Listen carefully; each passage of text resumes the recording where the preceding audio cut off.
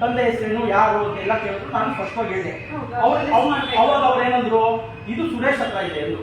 ನಾನು ಸುರೇಶ್ ಯಾರು ಅಂತ ಕೇಳಿದೆ. ಒಂದ್ ನಿಮಿಷ ಕೇಳ್ಕೋಬೇಕು. ಸುರೇಶ್ ಯಾರು ಅಂದೆ. ಸುರೇಶ್ ಈಗ ಸುರೇಶ್ಗೆ ಆ ಕೆಪಾಸಿಟಿ ಇದೆಯಾ ನೀವ್ ಹೇಳಿ. ನಾನು ಕೊಟ್ಟಿಲ್ಲ. ಯಾಕೆ ಅಂತ ಹೇಳ್ತೀನಿ. ನೀವು ಡಿವೋ ತಾನೇ ನೀವೇನು ಅಲ್ಲಿ ಕೂರ್ಸಿದ್ರಿ. ಯಾರು ಕೂತಿದ್ರು ಇವ್ರು ಹೇಳ್ತಾ ಇದ್ರಲ್ಲ ಸುರೇಶ್ ಕೈಲೇ ನಾವು ಕೊಟ್ಟಿವಿ ಅಂತ. ಈಗ ಸುರೇಶ್ ಕೈ ನಾವು ಕೊಟ್ಟಿಲ್ಲ, ನಾವು ಆಫೀಸರ್ ಕೊಟ್ಟಿದ್ದೀವಿ. ನಾನು ಆಫೀಸರ್ ಕೊಟ್ಟಿದ್ದೀನಿ. ಸರ್ ಯಾಕೆ ಆಫೀಸರ್ ಕೊಟ್ಟಿದ್ರು ನಾವು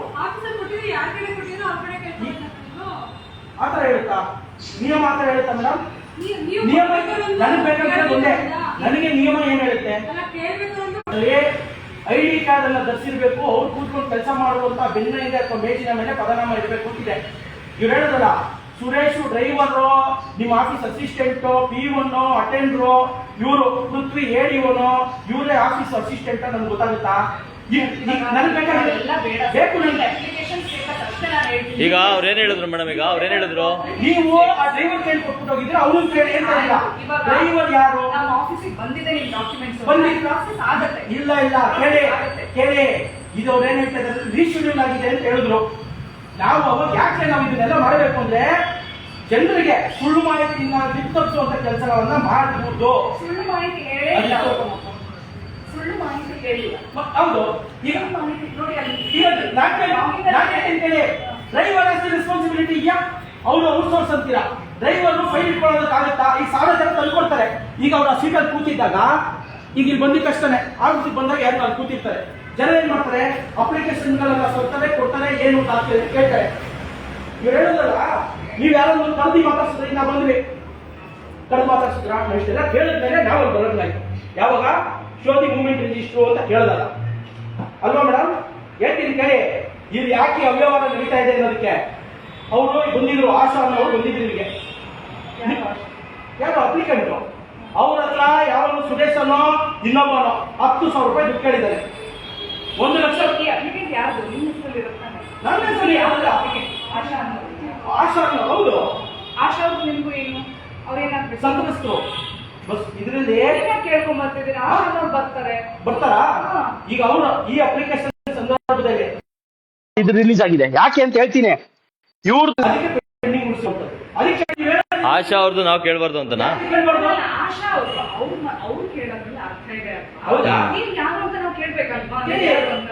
ಅವರು ನಮ್ಗೆ ಹೇಳಿದ್ದಾರೆ,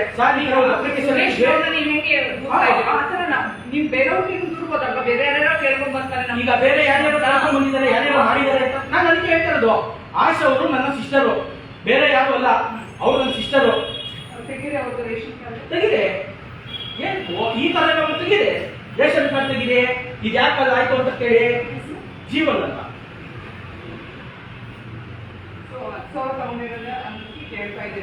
10,000 ಕೇಳಿದರೆ ನಾವು ಕೊಡದೇ ಇದ್ದಾಗ ನಿಲ್ಸಿರೋದು, ಪೆಂಡಿಂಗ್ ಆಗಿರೋದು. ಅರ್ಥ ಆಯ್ತಾ? ನಿಮ್ DM ಹತ್ರನೇ ಮಾತಾಡಿದ್ದೀನಿ ನಾನು ಇದೇ ವಿಚಾರವಾಗಿ.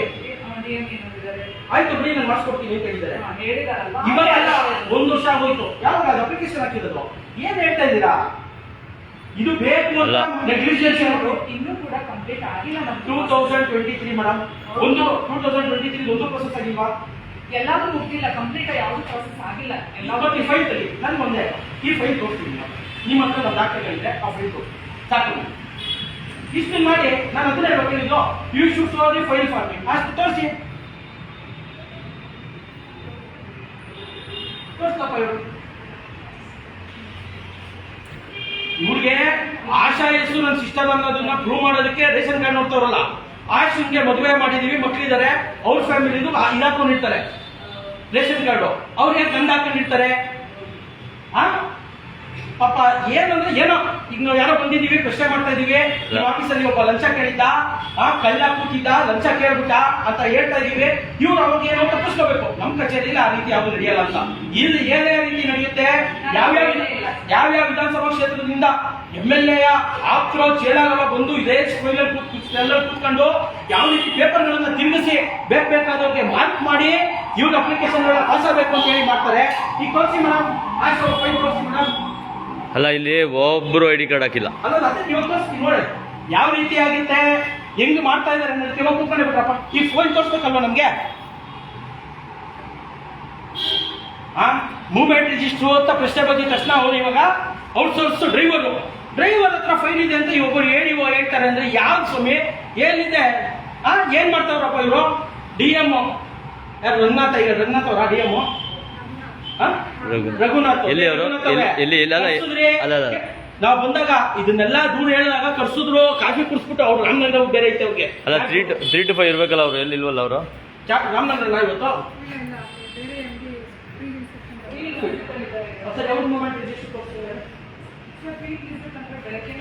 ಮೇಡಮ್ ಈಗ ಫೀಲ್ಡ್ ರಿಜಿಸ್ಟರ್ ಬೆಳಗ್ಗೆನೆ ಹೋಗ್ಬೇಕು. ಮೂವ್ಮೆಂಟ್ ರಿಜಿಸ್ಟರ್ ತೋರಿಸಿ. ಇದೆನಾ? ಬರೋಣ. ಆಫೀಸ್ ಏನಕ್ಕೆ ನೀವು ನೋಡಿ ಅಲ್ಲ ಈಗ ಡೇಟ್ ಇದೆ ನೋಡಿ ಅಲ್ಲ. ಈಗ ನಾನು ಹೇಳ್ತಾ ಇದ್ದೀನಿ DM ಬೆಳಗ್ಗೆನೆ ಹೋಗಿ ಈಗ ನಾನು ಹೇಳ್ತಾ ಇದ್ದೀನಲ್ಲ, ನಾನೇನು ಹೇಳ್ತಾ ಇದ್ದೀನಿ, ಫೈಲ್ ತೋರಿಸಿ ಅಂತ ಹೇಳ್ತಾ ಇದ್ದೀನಿ. ನಮ್ಮ ಫೈಲನ್ನು ತೋರಿಸಿ ನೀವು. ಯಾಕದು ಸ್ಟೇಟಸ್ ಪೆಂಡಿಂಗ್ ಇದೆ ಅಂತ ತೋರಿಸ್ಬೇಕಲ್ವಾ ನೀವು? ಸಾಫ್ಟ್ವೇರ್ ಅಲ್ಲಿ ಇರುತ್ತೆ ಸರ್, ಸಾಫ್ಟ್ವೇರ್ ಅಲ್ಲೇ ತೋರಿಸಿ. ಮೇಡಮ್ ಏನಂತ ರೀಸನ್ ತೋರಿಸ್ತಾ ಇದೆ? ವೈ ಇಟ್ ಇಸ್ ಪೆಂಡಿಂಗ್ ಅಂತ ಯಾಕೆ ತೋರಿಸ್ತಾ ಇದೆ ಹೇಳಿ ನನಗೆ. You should tell the reason. ಸುರೇಶನ್ ಹತ್ರ ಇದೆ ಡಾಕ್ಯುಮೆಂಟ್ ಅಂತಾರಲ್ಲ ಇವರು, ಯಾವ ಧೈರ್ಯದ ಮೇಲೆ ಹೇಳ್ತಾರೆ? ಅವ್ನಿಗೆ ಇದು ಕಚೇರಿಗೆ ಏನ್ ಸಂಬಂಧ? ಇಲ್ಲಿ ಯಾರ್ದು ಇಲ್ಲ, ಮಧುಸೂದನ್ ಬಿಟ್ರೆ ಇನ್ಯಾರ್ದಿದೆ? ಏನ್ ಬೇಕಾಗಿತ್ತು ಸರ್ ನೋಡಿ, ಮಧುಸೂದನ್ ಅವರು ಇವತ್ತು ಹೋಗಿದ್ರು, ಅದಕ್ಕೆ ಬರ್ದಿದ್ದಾರೆ. ಹೌದು, ಇನ್ಯಾರು ಹೊರಗಡೆ ಹೋಗಿಲ್ಲ ಇವತ್ತು. ಆದ್ರೆ ಅಲ್ಲ, ನೀವು ಆಫೀಸ್ ಬೆಳಗ್ಗೆನೆ ಹೋಗಿರೋದು, ಇಲ್ಲಿಗೆ ಬಂದು ಹೋಗಿಲ್ಲ. ಸರಿ ಆಯ್ತು. ಅರ್ಲಿ ಮಾರ್ನಿಂಗ್ ಹೊರಟಿದ್ರದವರು 20 ಘಟಕಗಳನ್ನ ಪರಿಶೀಲನೆ ಮಾಡೋದು. ಅವ್ರು ಮಾಡ್ಕೊಳ್ಳಿ, 20 ಅಲ್ಲ 100 ಘಟಕ ಮಾಡ್ಕೊಳ್ಳಿ. ಹಾಗಾಗಿ ಹೋಗಿದ್ದಾರೆ. ಒಂದೇ ಒಂದು ದಿನಾನು ಅವರು ಇದೇ ಇರೋದಲ್ಲ, ಮೂಮೆಂಟ್ ಅಲ್ಲೇ ಇರಲ್ಲ ಅವರು. ಅರ್ಥ ಆಯ್ತಾ? ಅವ್ರದ್ದು ಇರಲ್ಲ ರಿಜಿಸ್ಟರ್ ಅಲ್ಲಿ.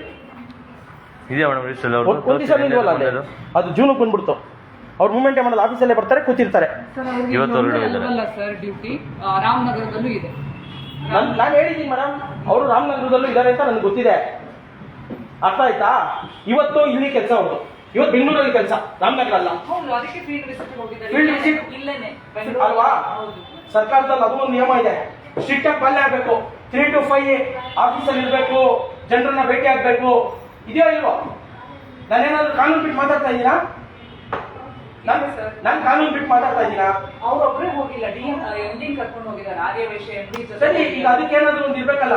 ಯಾರಾದ್ರೂ ಇರುತ್ತೆ ಅವ್ರ ಟೂರ್ ಪ್ಲಾನ್ ತೋರಿಸಿ. ಅದೇನೆ ಈಗ ಆಯ್ತು ಸರ್ ನೋಡಿ, ನಾವು ಸುಮ್ಮನೆ ಹೇಳಲ್ಲ ಸರ್. ನೀವು ಸುಮ್ಮನೆ ಹೇಳ್ತಾ ಇದ್ದೀರಾ ಅಂತ ನಾನು ಹೇಳ್ತಾ ಇಲ್ಲ. ತೋರಿಸಿ, ಟೂರ್ ಪ್ಲಾನ್ ತೋರಿಸಿ. ಇದು ನಿಮ್ದು ಮೊಬೈಲು, ಒಂದು ಸ್ವಲ್ಪ ಇದು ಮಾಡಿ ತೋರಿಸಿ ಸುಮ್ಮನೆ. ಈಗ ನಮ್ಗೆ ಸ್ಟೇಟಸ್ ತೋರಿಸಿ. ಆಶಾ ಸಿದು ಏನು ಸ್ಟೇಟಸ್ ಅಂತ ತೋರಿಸಿ. ಇದು 4ನೇ ತಾರೀಕು ಸೋಮವಾರ. ಹೌದು, ಟೂರ್ ಪ್ಲಾನ್ ಆರ್ಯವೈಶ್ಯ ನಿಗಮ. ಇದನ್ನ ಯಾಕೆ ಕೇಳ್ತೀವಿ ಹೇಳಿ? ಇದು ಡಿಸ್ಪ್ಲೇನೂ ಆಗಬೇಕು, ಗೊತ್ತಿದೆ ಅಲ್ಲ? ಇಟ್ ಶುಡ್ ಬಿ ಡಿಸ್ಪ್ಲೇ ಅಲ್ವಾ? ಈಗ ಆಫೀಸಿಗೆ ಬರ್ತಾರೆ, ಕೇಳ್ತಾರೆ, ಅದ್ರ ಬದಲು ನೋಟಿಸ್ ಬೋರ್ಡಲ್ಲಿ ಇದು ಇಟ್ಬಿಟ್ರೆ ನೋಡ್ಕೋತೀವಲ್ವ ನಾವು? ಈಗ ನಂದು ಆಶಾ ಎಷ್ಟು ಸ್ಟೇಟಸ್ ಏನಾಗಿದೆ, ಯಾಕೆ ಅದು ಪೆಂಡಿಂಗ್ ಆಗಿದೆ ಅನ್ನೋದನ್ನ ನಿಮ್ಗೆ ಮಾಹಿತಿ ಇಲ್ಲ. ಈಗ ಸುರೇಶ್ ಕೇಳಿ ಅಂತಾರಲ್ಲ ಅವರು, ನೀವು DO ಆಗಿ ಆಫೀಸಲ್ಲಿ ಮಾಹಿತಿ ಇಲ್ಲ ಅಂದ್ರೆ ಮಾಹಿತಿ ತರಿಸ್ಕೊಂಡು ನಮ್ಗೆ ಹೇಳ್ಬೇಕು. ಆ ಕೆಲಸ ಅದನ್ನ ಮಾಡಿ. ಅವ್ರು ಏನ್ ಹೇಳಿ ಸುರೇಶ್ ಹತ್ರ ಇದೆ ಅಂತ. ಸುರೇಶ್ ಯಾರು ಮೇಡಮ್? ಇವಾಗ ಸುರೇಶ್ ಯಾರು ಮೇಡಮ್? ಉತ್ತರ ಕೊಡಿ. ನಾನು ಅವ್ರು ಏನ್ ಹೇಳ್ತಾರೆ? ಸುರೇಶ್ ಹತ್ರ ಕೊಟ್ರಿ. ನಾನು ಹೇಳಿದ್ನಲ್ಲ, ಈಗ ಅಲ್ಲಿ ಬಂದ ಅಲ್ಲೇನೆ ಸ್ಟಾಪ್ ಮಾಡ್ತಾರೆ. ನಿಮ್ಗೆ ಗೊತ್ತಿದೆ, ಜನ ಗೊತ್ತಿದ್ದಂಗೆನೆ ಒಳಗಡೆ ಬರೋದಕ್ಕೆ ಅವಕಾಶನೇ ಇಲ್ಲ. ಅಲ್ಲೇ ಬಂದು ಏನು ಅಂತ ಕೇಳಲ್ವಾ? ನನ್ನ ಹತ್ರ ದಾಖಲೆ ಇದೆ, ದಾಖಲೆ ಇದ್ದಾನೆ ನಾನು ಮಾತಾಡ್ತಾ ಇಲ್ಲ. ಯಾವ ತರ ಮೇಡಮ್? ಆಶಾ ಫಸ್ಟ್ ಬಂದೋದ್ರು, ನಾನು ಹೇಳ್ತಾ ಇದ್ದೀನಲ್ಲ, ಆಶಾ ಬಂದಿದ ತಕ್ಷಣ ಇಲ್ಲಿ ಕೇಳಿದ್ರು ಅಣ್ಣನ. ಅವ್ರು ಬಂದು ನನ್ಗೆ ಹೇಳಿದ್ರು, ಹಿಂಗೆ ಕೇಳ್ತಾ ಇದ್ದಾರೆ, ಅವ್ರ ಜೊತೆನೆ ಬಂದೆ. ಇದೆಲ್ಲ ಡಾಕ್ಯುಮೆಂಟ್ಸ್ ಏನ್ ಹೇಳಿ ನಾನೇ ರೆಡಿ ಮಾಡಿಸಿರೋದು. ಈಗ ಸಬ್ಮಿಟ್ ಮಾಡಿದಾರಲ್ಲ ಅವ್ರ ಡಾಕ್ಯುಮೆಂಟ್ಸ್, ಪ್ರತಿಯೊಂದು ಸ್ವಲ್ಪ ರೆಡಿ ಮಾಡಿ ಅವ್ರಿಗೆ ಹೇಳಿದ್ದೆ, ಈ ತರದೆಲ್ಲ ಹಾಕ್ಬಿಡುದು ಅಂತ. ಯಾರು? ನಿಮ್ಮ ಸುರೇಶ್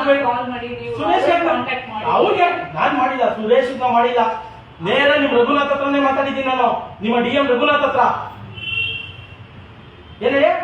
DM ರಘುನಾಥ್ ಹತ್ರ ಮಾತಾಡಿದ್ದೀನಿ. ನಾನು ಅವತ್ತು ಬಂದು ಕೂತಾಗ ಇಲ್ಲಿ ಯಾವ್ದೋ ಒಂದು MLA ಅಸಿಸ್ಟೆಂಟ್ ಒಬ್ಬ ಬಂದಿದ್ದ, ಅವ್ನು ಮಾತಾಡ್ತಾ ಇದ್ದಾನೆ, ಇಂತಿಂತವ್ರಿಗೆ ರಿಲೀಸ್ ಆಗ್ಬೇಕು ಈ ಸರಿ ಹಣ ಅಂತ.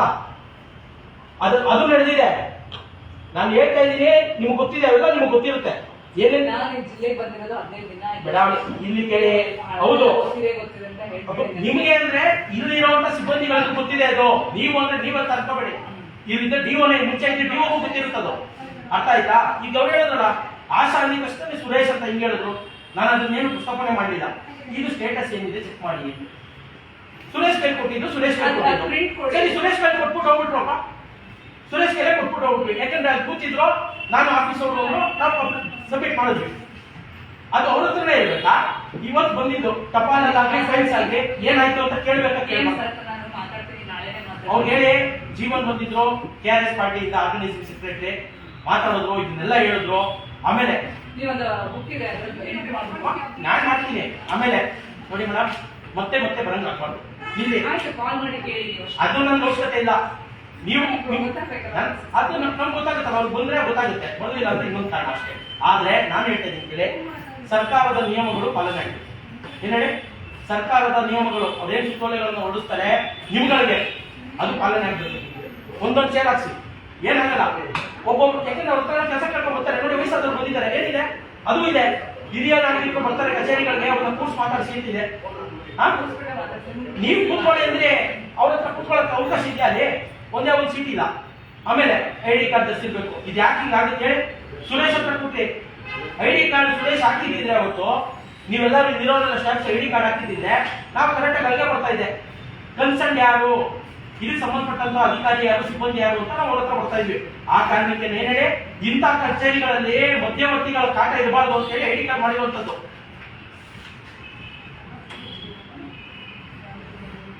ಜೀವನ್ ಅಂತ KRS ಪಾರ್ಟಿ ಆರ್ಗನೈಸಿಂಗ್ ಸೆಕ್ರೆಟರಿ. ನೀವಿರೋಂಥದ್ದು ಏನ್ ಹೇಳಿ, ಬಡವರಿಗೆ, ಹಿಂದುಳಿದವ್ರಿಗೆ, ಕೈಲಾಗದೆ ಇರೋರಿಗೆ ಸಹಾಯ ಮಾಡಬೇಕು. ಅವರು ಸರ್ಕಾರ ಮಾಡ್ತಾ ಇರೋದು ಪಾಪ ಎಷ್ಟೋ ಜನ ಬಡ ಕುಟುಂಬದವ್ರು ಇರ್ತಾರೆ, ಜೀವನ ಕಟ್ಕೊಳ್ಳಿ, ವ್ಯಾಪಾರ ಮಾಡ್ಲಿ ಅಂತ ಹೇಳಿ ಕೊಡುವಂತ ಹಣ ಅದ್ರಲ್ಲಿ ಕೊಳ್ಳೆ ಹೊಡೆಯೋದಕ್ಕೆ ಕಾಯ್ಕೊಂಡು ಕೂತಿರ್ತಾರೆ. ಈಗ ಫೈಲ್ ಏನಾಗಿದೆ ಅಂತ ಕೇಳಿ ಮೇಡಮ್, ನೀವು ಅದನ್ನ ಕೇಳಿ ನಿಮ್ ಜವಾಬ್ದಾರಿ ಅದು. ಇವತ್ತು ಗೊತ್ತಾಗಲ್ಲ, ಸರ್ ಹತ್ರನೇ ಮಾತಾಡ್ಬೇಕು. ಸರ್ ಗಮನಕ್ಕೂ ತಂದಿದ್ದೀರಾ ಅಂದ್ರೆ ಸರ್ ಹತ್ರನೇ ಮಾತಾಡ್ಬೇಕು. ಸರಿ, ಈಗ ನಾನ್ ಕೇಳ್ತಿರೋದು ಅವ್ರ ಡ್ಯೂಟಿ ಏನಾಯ್ತು? ಆ ಫೈಲ್ ಯಾರ ಹತ್ರ ಹೋಗ್ಬೇಕಿತ್ತು? ನಾವು ಸುರೇಶ್ ಕೇಳ್ಕೊಟ್ವಿ, ಅವ್ರ ಟಪಾಲ್ ಅಂತಾನೆ ಕೊಟ್ವಿ. ಇವತ್ತು ಆ ಫೈಲ್ ಎಲ್ಲಿ ಹೋಯ್ತು? ನಿಮ್ಮ ಆಫೀಸಲ್ಲಿ ಇರ್ಬೇಕಲ್ವಾ? ಅವ್ರ ಮನೇಲಿ ಇಟ್ಕೊಂಡು ನಾವ್ ಹೇಳ್ತೇವೆ ಹುಡುಕಿಸ್ಬೇಕು. ಇಲ್ಲೆಲ್ಲ ಇದೇ ಫೈಲ್ ಅಲ್ಲಿ ಇರ್ತವೆ, ಸೀಟ್ ನಂಬರ್ ಇದೆ. ಏನೋ ನಡೆದಿದೆ ಅಂತ ಅಂದ್ಬಿಟ್ಟಲ್ಲ ಅಲ್ಲ ಸರ್ ಗಮನಕ್ಕೆ ತಪ್ಪಿಲ್ಲ ಅಂದ್ರೆ ಅವ್ರು ನೀವು ಒಪ್ಕೋತಾ ಇದ್ದೀರಾ ಏನೋ ನಡೆದಿದೆ ಅಂತ? ಹೋಗ್ಲಿ, ಪ್ರಯತ್ನ ಪಡಿ. ನಾನು ಯಾಕೆ ಪದೇ ಪದೇ ಫೈಲ್ ತೆಗೀನಿ ಅಂತ ಕೇಳ್ತಾ ಇದ್ದೀನಿ. ನೀವು ಫೈಲ್ ತೆಗಿ ಸಿಗ್ತಾ ಇಲ್ಲ ಅಂದ್ರೆ ಏನಾಗಿದೆ ಅಂತಲ್ವಾ? ನಮಗೆ ಗೊತ್ತಿಲ್ಲ ಸರ್ ಇದು ಏನಾಗಿದೆ ಅಂತ. ನೋಡಿ ಪ್ರಯತ್ನ ಅಲ್ಲಲ್ಲ, ನಾನು ಹೇಳ್ತಾ ಇರೋದು ನಿಮ್ಮ ಕಚೇರಿಯಲ್ಲಿ ಕೊಟ್ಟಿರುವಂತಹ ದಾಖಲೆಗಳು ಏನಾಯ್ತು ತಿಳ್ಕೊಳ್ಳೋಕೆ ಪ್ರಯತ್ನ ಪಡಿ. ಪ್ರಯತ್ನ ಮಾಡಿ ಕೇಳಿ. ಈಗ ಅದಕ್ಕೆ ಸೀರಿಯಲ್ ನಂಬರ್ ಇದೆ, ಅಪ್ಲಿಕೇಶನ್ ನಂಬರ್ ಇದೆ, ಫೈಲ್ ಮೇಲೆ ಅಪ್ಲಿಕೇಶನ್ ನಂಬರ್ ಬರೀತೀರಾ, ಇಶ್ಯೂ ಬರೀತೀರಾ, ಇಂಥ ದಿನಾಂಕ ಬಂದಿತ್ತು ಅಂತ ಬರೀತೀರಾ. ಇದರ ಫೈಲ್ ನೀವು ಜೋಡಿಸಿದಾಗ ಈ ರ್ಯಾಕ್ ಅಲ್ಲಿ ಇಷ್ಟೇ ನಂಬರ್ ಫೈಲ್ ಅಂತ ಇರುತ್ತೋ ಇರಲ್ವೋ? ಅದನ್ನ ಮೇಂಟೈನ್ ಮಾಡ್ತಾ ಇಲ್ವಾ? ಅದನ್ನ ಕೇಳಿ ನಿಮ್ಮ ಇವ್ರ ಅಸಿಸ್ಟೆಂಟ್ ಹತ್ರ, ಅದನ್ನ ತಿಳ್ಕೊಂಡು ಹೇಳಿ ನಮ್ಗೆ. ಏನ್ ಹೇಳಿದ್ರು? ಸುರೇಶ್ ಕೇಳಿದ್ದೆ ಆನ್ಸರ್. ಅಪ್ಪ ಮೇಡಮ್ ಅದನ್ನೇ ಹೇಳ್ತಾ ಇರೋದು. ನಾಳೆ ಇದ್ರ ಬಗ್ಗೆ DM ಅಂತಾನೆ ಮಾತಾಡ್ಬಿಟ್ಟು ಹೇಳ್ತೀನಿ. ನಾಳೆ ನಿಮ್ DM ಹೋಗ್ಬಿಟ್ರೆ ಫೋನ್ ಮಾಡಿ ಅಂತ ಆಯ್ತಾ? ನಿಮ್ಗೆ ಇದ್ರದ್ದು ಏನಾಗುತ್ತೆ ADOಗಳ ಹಂತದಲ್ಲಿದೆ.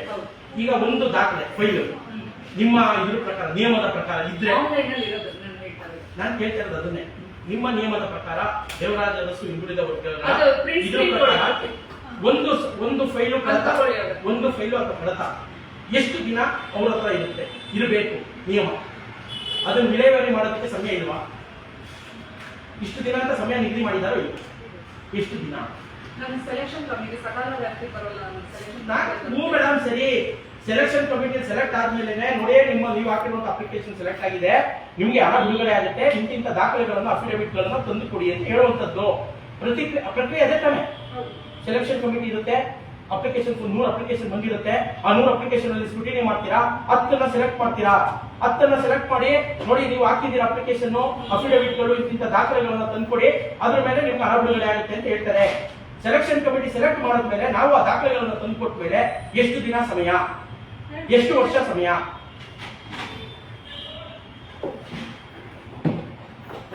ಅದೇ ಸರ್, ನೀವು ತಂದು ಕೊಟ್ಮೇಲೆ ಮೂವ್ಮೆಂಟ್ ಮಾಡ್ತೀವಿ ಅಲ್ಲಿಂದ. ಈ ಮೂವ್ಮೆಂಟ್ ಆಗಿಲ್ವಲ್ಲ?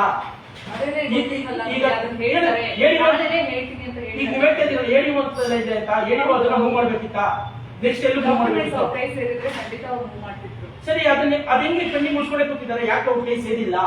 ಯಾಕೆ ನೀವು ಕೇಳಿಲ್ಲ? ಕೇಳ್ತೀನಿ ಕೇಳಿ, ಬರ್ತಾ ಇರುತ್ತೆ. 1, 2, 3 ಸೀನಿಯಾರಿಟಿ ವೈಸಲ್ಲಿ ಬರ್ತಾ ಇರುತ್ತೆ. ಇವರು ಒಂದೊಂದು ಮೂವ್ ಮಾಡ್ತಾ ಇರ್ತಾರೆ. ಇದು ಯಾಕೆ ಪೆಂಡಿಂಗ್ ಇದೆ ಅನ್ನೋದನ್ನ ಯಾಕೆ ಇವರು ಕೇಳಿಲ್ಲ? ಇವ್ರ ನೆಗ್ಲಿಜೆನ್ಸಿ. ನನಗೆ ಇದನ್ನು ಪ್ರಿಂಟ್ ಕೊಡಿ, ಇದು ಕರ್ತವ್ಯ ಲೋಪ. ಹೇಳ್ತೀನಿ ಕೇಳಿ, ಇದಕ್ಕೆ ಇದು ಸರ್ಕಾರಿ ಅಧಿಕಾರಿಯ ಕರ್ತವ್ಯ ಲೋಪ. ಇದು ಏನಡ? ಇದು ಸರ್ಕಾರಿ ಅಧಿಕಾರಿಯ ಕರ್ತವ್ಯ ಲೋಪ. ಅವ್ರು ಹೇಳಿ ಪೃಥ್ವಿ ಅಂತೆ, ಇವರ ಕರ್ತವ್ಯ ಲೋಪ. ಇದು ಮೇಲ್ನೋಟಕ್ಕೆಲ್ಲ ನೀವು ಕಾಣಿಸ್ತಾ ಇದೆ. ಈಗ ಇವ್ರು ಕೇಳಿದ್ರೆ ಇದೆಲ್ಲ ಆನ್ಲೈನ್ ಅಂತಾರೆ. ಆನ್ಲೈನ್ ಅಲ್ಲಿ ಅಪ್ಲಿಕೇಶನ್ ಹಾಕಿದ್ವಿ, ಆನ್ಲೈನ್ ಅಲ್ಲಿ ಅರ್ಜಿ ಸಲ್ಲಿಸಿದ್ಮೇಲೆ ಮೂವ್ಮೆಂಟ್ ಮಾಡ್ಬೇಕಾಗಿರೋ ಜವಾಬ್ದಾರಿ ಅವ್ರದ್ದು. ಸುರೇಶ್ ಕೈಲಿ ಕೊಡ್ತೀವೋ ಇಲ್ಲ ರಘುನಾಥ್ ಅವ್ರ ಕೈಲೇ ಕೊಡ್ತೀವೋ ಅಥವಾ ಅವ್ರ ಕೈಲಿ ತಂದ್ಕೊಡ್ಬೇಕಿತ್ತಂತೆ. ಯಾವ ರೀತಿ ಕೇಳ್ತಾ ಇದ್ದಾರೆ ಇವರು?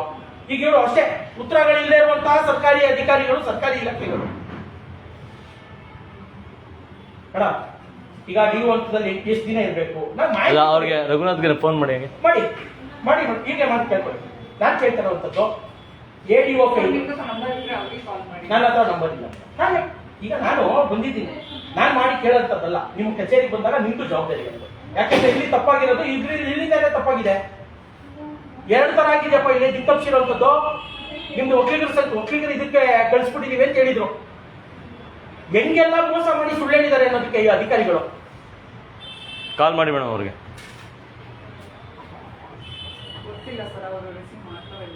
ಅಲ್ಲ ಮಾಡಲಿಲ್ಲ ಅಂದ್ರೆ ಏನು ಮಾಡಕ್ಕಲ್ಲ. ಇದೆ ಈಗ ನಮ್ಗೆ ಕೇಳ್ತಾ ಇರೋದು, ನಿಮ್ ಕೈಲಿ ಫೈಲು ತರ್ಸಕ್ ಇವ್ರ ಕೈಲಿ ಏನು ನೋಡಿ, ಇವ್ರ ಅಧಿಕಾರ ಬಳಸಕ್ಕಾಗ್ತಿಲ್ಲ ಇವ್ರ ಕೈಲಿ. ಜೀವನ್ ಅಂತ ಮಾಡಿದ್ದಾರೆ, PRS ಪಾರ್ಟಿ ಆರ್ಗನೈಸಿಂಗ್ ಸೆಕ್ರೆಟರಿ ಅಂತ. ಆಶಾ ಹೌದು, ನಿಮ್ಮ ಹತ್ರನೇ ಮಾತಾಡ್ತಾ ಇದ್ದೀನಿ. ಹೇಳಿ ಸರ್. ಈಗ ನಾನೊಂದು ಬಂದೆ, ಈ ತರ ನಿಮ್ಮವರು ಲಂಚ ಕೇಳಿದ್ದಾರೆ ಅಂತ ಒಂದು ಕಂಪ್ಲೇಂಟ್ ಹೇಳಿದೆ, ಜ್ಞಾಪಕ ಇದೆ ಅಲ್ವಾ? ಅದಾದ್ಮೇಲೆ ನೀವೇನ್ ಮಾಡಿದ್ರಿ? ಏನಿದೆ ಡಾಕ್ಯುಮೆಂಟ್ಸ್ ತನ್ನಿ, ಆಗುತ್ತೆ ಅದು. ಯಾಕಂದ್ರೆ ಸೆಲೆಕ್ಟ್ ಆಗಿರುವಂತ ಫೈಲ್, ಅದು ಸೆಲೆಕ್ಟ್ ಆಗಿದ್ದಂತ ಅಪ್ಲಿಕೇಶನ್ ಅಂತ ಹೇಳಿದ್ರಿ. 2023 ಅವ್ರು ಅಪ್ಲಿಕೇಶನ್ ಹಾಕಿದ್ದು, ಇವತ್ತು 2025. ನಾನು ಬಂದೆ ಹತ್ರ 7 ತಿಂಗಳಾಗೋಯ್ತು. ಆಮೇಲೆ ಒಂದ್ಸಲಿ ಕಾಲ್ ಮಾಡಿದಾಗ ನೀವೇನಂದ್ರೆ ಇದು ಒಕ್ಕಲಿಗರ ನಿಗಮಕ್ಕೆ ಕಳಿಸಿದೀವಿ ನಿಮ್ದು ಅಂತ ಹೇಳಿದ್ರಿ. ನೀವು ಹೇಳಿದ್ರಿ ನನಗೆ ಒಕ್ಕಲಿಗರ ನಿಗಮಕ್ಕೆ ಕಳಿಸಿದ್ದೀನಿ ಅಂತ. ಇವತ್ತು ಆ ಒಕ್ಕಲಿಗರ ನಿಗಮದಿಂದನೂ ನಮಗೇನು ಬರಲಿಲ್ಲ. ಇವತ್ತು ನಿಮ್ಮ ಕಚೇರಿಗೆ ಬಂದಾಗ ಗೊತ್ತಾಗ್ತಾ ಇದೆ ಆ ಫೈಲೇ ಇಲ್ಲ ಇಲ್ಲಿ. ಇವರು ನಿಮ್ಮ ADO ಪೃಥ್ವಿ ಅನ್ನೋರು ಹೇಳ್ತಾರೆ ನಿಮ್ಮದು ಡಾಕ್ಯುಮೆಂಟ್ಸು ಸುರೇಶ್ ಅವ್ರ ಹತ್ರ ಇದೆ ಅಂತ. ಯಾರು ಸುರೇಶ್ ಅಂತ ಕೇಳಿದೆ. ಆಫೀಸು ಸ್ಟಾಫು ಅಂದರು.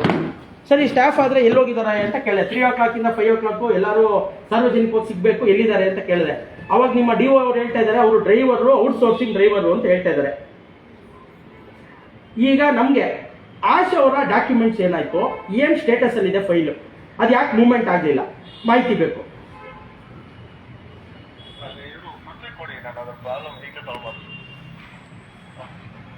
ಕರೀರಿ ಮೇಡಮ್ ಅವ್ರನ್ನ.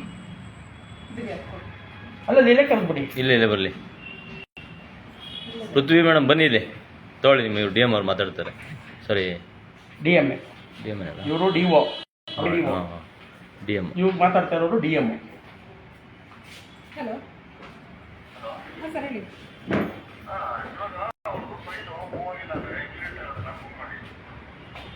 ಓಕೆ ಸರ್, ಹೆಚ್ಚುವರಿ ಸೆಲೆಕ್ಷನ್ ಆಗಿರುತ್ತೆ. ಹೆಚ್ಚುವರಿ ಸೆಲೆಕ್ಷನ್ ಡಾಕ್ಯುಮೆಂಟ್ ಈಗ ನನ್ನ ಹತ್ರ ಕೊಟ್ಟಿಲ್ಲ ಸರ್.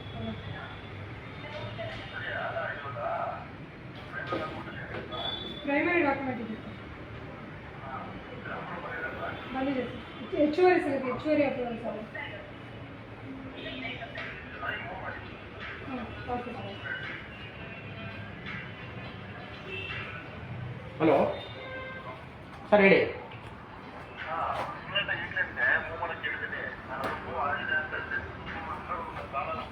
ಅಲ್ಲಲ್ಲ ಕೇಳಿ, ಈಗ ನಾವು ಪದೇ ಪದೇ ಕಾಲ್ ಮಾಡಬಾರ್ದು, ನನ್ಗೆ ಅದೆಲ್ಲ ಕೆಲಸ. ಆಮೇಲೆ ಇವರು ಪದೇ ಪದೇ ಒಂದು ಮಾತು ಹೇಳ್ತಾ ಇದ್ದಾರೆ, ಹೆಚ್ಚುವರಿ ಸೆಲೆಕ್ಷನ್ ಅಂತ. ಹೆಚ್ಚುವರಿ ಸೆಲೆಕ್ಷನ್ ಅಂದ್ರೆ ಏನು ಅರ್ಥ?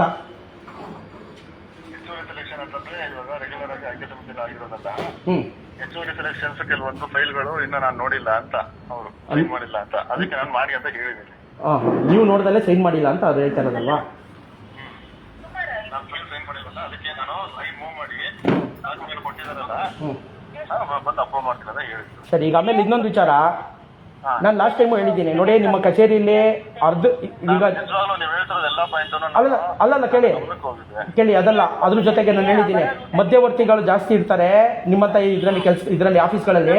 ಪ್ರತಿಯೊಬ್ಬರಿಗೂ ID ಕಾರ್ಡ್ ಸಾಕ್ಷಿ ಅಂತ ನಾನು ಒಂದ್ಸಲ ಹೇಳಿಲ್ವ ನಿಮಗೆ? ಇವತ್ತು ಒಬ್ಬರು ಅದನ್ನ ಹಾಕಿಲ್ವಲ್ಲ. ಆಮೇಲೆ ಇವ್ರು ಏನು ಹೇಳ್ತಾರೆ, ಅವ್ರು ಏನು ಕೇಳ್ತಾರೆ ಗೊತ್ತಾ? ನನ್ನ ಪ್ರಶ್ನೆ, ನೀವು ನನ್ನ ಕೈಲೆಲ್ಲ ಡಾಕ್ಯುಮೆಂಟ್ ಕೊಟ್ಟಿರೋದು ಯಾರ ಕೈಲೋ ಕೊಟ್ಟಿದ್ದೀರಾ? ಸುರೇಶ್ ಅವ್ರ ಕೈಲಿ ಕೊಟ್ಟಿದ್ದೀನೋ ನಿಮ್ಮ ಕೈಲಿ ಕೊಟ್ಟಿದ್ದೀನೋ? ಆಫೀಸ್ ಸಿಬ್ಬಂದಿ ಕೈಲಿ ಕೊಟ್ಟಿದ್ದೀನಿ ಅಂದಮೇಲೆ ತರ್ಸ್ಕೊಳ್ಳೋ ಜವಾಬ್ದಾರಿ ನಂದಾ ಇವ್ರದಾ? ನೀವು ಹೇಳಿ ಫಸ್ಟು. ಸಾರ್ವಜನಿಕರ ಹತ್ರ ಹೆಂಗ್ ಮಾತಾಡಬೇಕು, ಹೆಂಗ್ ನಡ್ಕೋಬೇಕು, ಆಮೇಲೆ ಇದು ಯಾವ ರೀತಿ ವರ್ಕ್ ಆಗೋ ಕೆಲಸ ಇದು ಕಚೇರಿ ಇದು.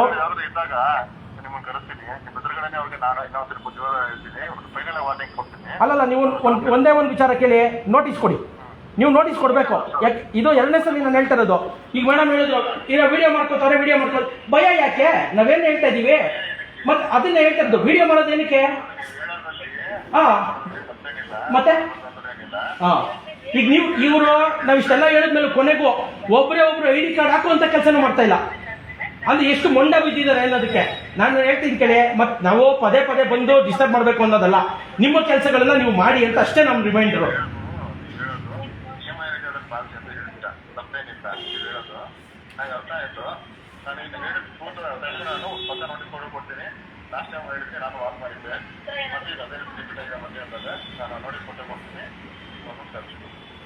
ಆಯ್ತು, ಸರಿ ಸರ್. ಹೌದು,